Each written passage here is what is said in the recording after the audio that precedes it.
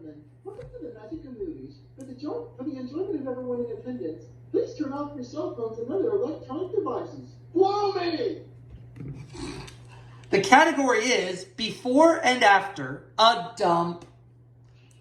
Well, oh wait. Before and After is one of the Hollywood Pictures movies that I'm going to be showing in this part. Along with Dead Presidents, Mr. Holland's Opus, and Spy Hard. Spy Hard? No, Spy Hard, Mr. Connery.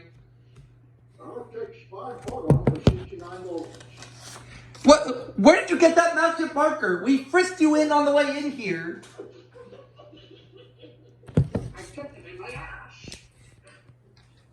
Well, thanks for sharing that. Anyways, for the next part, after this, we're going to be showing 4 movies, and they are Eddie, Starring Whoopi Goldberg, The Rock, and the Snow.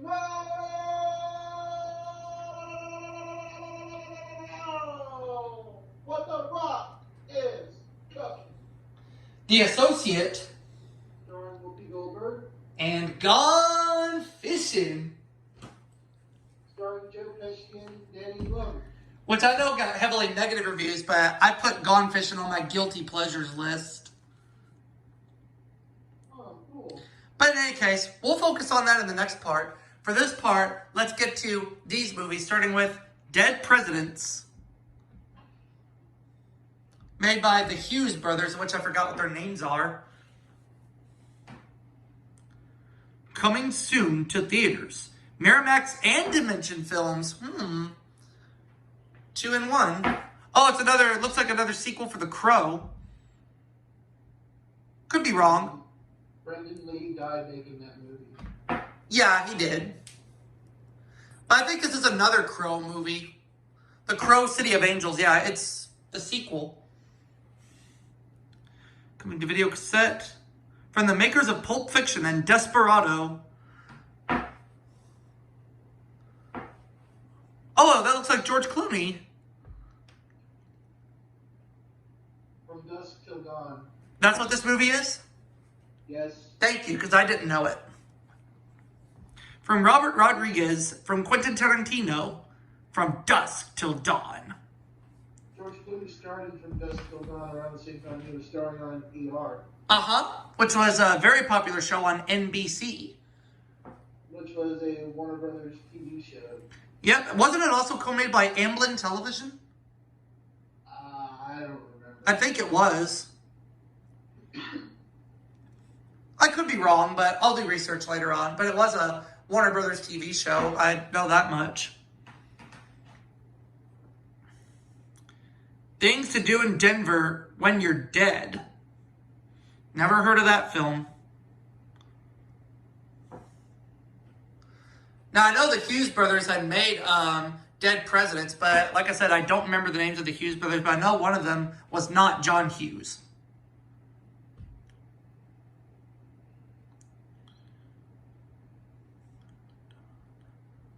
But I know a year after Dead Presidents was released, John Hughes had released the live-action 101 Dalmatians, which he wrote and produced. Wait. John Hughes had something to do with 101 Dalmatians, the live-action one?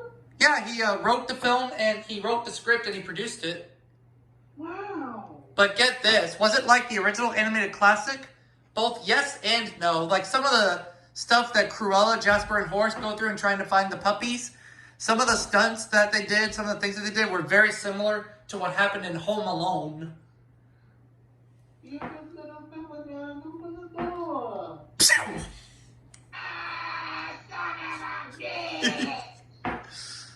But get this. To me, it was like 101 Dalmatians meets Home Alone. Home Alone is a classic. Yes, it is. But a lot of John Hughes films that he did after 1990 were kind of very similar to Home Alone. Yeah. Like Dennis the Menace, Baby's Day Out, 101 Dalmatians. They all had very similar elements to Home Alone. Cool. Such as when Dennis meets Switchblade Sam, played by Christopher Lloyd. You know, Christopher Lloyd goes through various injuries and stunts. Oh, and look, Caravan Pictures co-made Dead Presidents. Hey, look at that. Mm-hmm. I didn't even know about that, to be honest. If you don't know, now you know. Now let's take a look at Mr. Holland's Opus, which to my understanding is a very good movie. I don't remember if I asked you this or not, but I'll ask again anyway. What is your favorite movie made by Hollywood Pictures? My favorite movie made by Hollywood Pictures? It's a tie. Between... Arachnophobia and The Sixth Sense. Ooh. I see that, people. I saw The Sixth Sense in theaters twice. Saw it as a 12-year-old, and that movie was scary. Speaking of scary, I once asked you this before. What was it like to see The Haunting in theaters? That movie scared the crap out of me. What was the most scariest part of The Haunting? When Owen Wilson's character lost his head, was beheaded. Wow. Also, the carousel scene kind of freaked me out a little bit. It's been a while since I've seen The Haunting, so... Coming soon to theaters. Now we're looking at the opening to Before and After a Dump, in which there's a trailer on here for Evita. Starring Madonna. Mm-hmm. Which, Madonna, as I said, she's a good actress. She's been in a few good films. Another good film she was in was in A League of Their Own. Oh, cool. But do I like her better as an actress or singer? I have to say singer. She's done a lot of great songs. Oh, yeah. And Evita would be released during the Christmas season in 1996. How do you like that? Oh, there's a Touchstone home video preview on here with Sharon Stone. Spoiler alert, she doesn't have an ice pick in that movie. But what is this movie? It doesn't look familiar. Did you ever see that movie, Basic Instinct, with Michael Douglas and Sharon Stone? It's been years. What was that movie like? Oh, from what I remember, it was scary. Just like Fatal Attraction was scary. I have Fatal Attraction on VHS. Oh, Last Dance. That's what this movie's called. Never heard of it, never seen it. And this must be the Winona movie with called Boys that you were talking about. Yep. Okay. I told you. You did indeed tell me. Which I know you're a huge fan of her. God bless her, and I hope she's doing very well. Especially since there's now a new surge outbreak of COVID-19. Oh, boy. This one is a worse variant called the Delta variant. Whoa. So while we're doing this video, I'd like to go ahead and give a public service announcement. With the new Delta variant of COVID-19 that's getting more people sick, I urge you all out there, if you have not gotten your COVID-19 vaccines yet, please do so now. I hope Winona Ryder gets hers. I hope she did if she hasn't already, but I can tell you right now, back in mid-March and early April, I did receive my COVID vaccines and I've been feeling good. But for those out there, if you have not gotten your vaccines yet, you need to do so ASAP. Trust me, it will help. Oh, and speaking of COVID, last year I got infected with it. But luckily, in Rob's case, his symptoms were very mild. And he's a survivor. Goddamn right. By the way, Rob, why don't you tell everybody what the real reason was that you survived COVID? It was you. Yep, which I don't know what I did to help him. I don't know what I did to help him get through COVID, but oh wait, because he was part of my Breezy Saturday Family Feud PlayStation Marathon. That's why. The Breezy Saturday Family Feud PlayStation Marathon. And for those out there in the world wondering when is that show coming back, it's going to come back starting New Year's Day, 2022. Cool. Production will start probably after the 25 Days of Wheel wraps up, but I'll keep you all posted. Because after a while, I'm going to start production on the August 2021 specials. How do you like that? in which, before I upload these Hollywood Pictures collections videos, I will do a brief announcement in regards to August. Oh, and before and after was co-made by Caravan Pictures. I forgot all about that. Hey, Aubrey, before you show the next title, you want to hear my Liam Neeson impression? Well, you go ahead and do it right now. Go ahead. Okay. It was a pleasure working with Meryl Streep making Before and After. Well, I'm glad you enjoyed it.